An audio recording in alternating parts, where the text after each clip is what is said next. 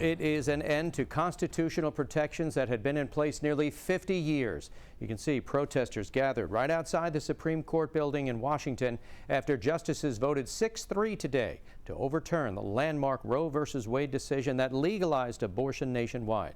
We have team coverage on this immense ruling, beginning with News 12's Krista McNally. She's live at Planned Parenthood in Smithtown with more on the ruling, and I'm sure lots of concern there tonight, Krista. That's right. I am outside of the Planned Parenthood, and take a look behind me. Right now, there is a group of pro-lifers, and they were praying over this Planned Parenthood building.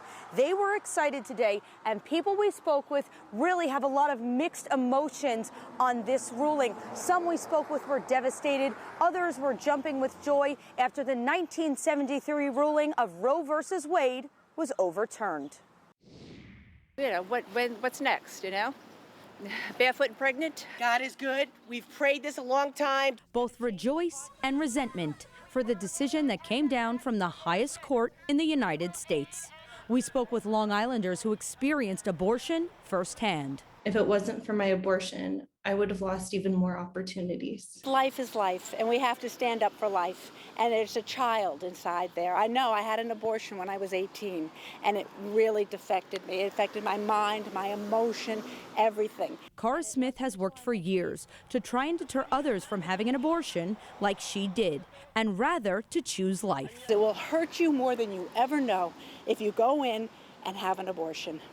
You're taking the life of your own child, and that's a very hard thing to live with. Joy Calloway with Planned Parenthood of Greater New York was extremely disappointed with the court's federal decision and says abortion rights for women across the nation should be available to everyone. Abortion is health care, and you still have a legal right to safe and legal abortion care here in the great state of New York. Planned Parenthood says they will work with people from other states who may be looking to get an abortion here.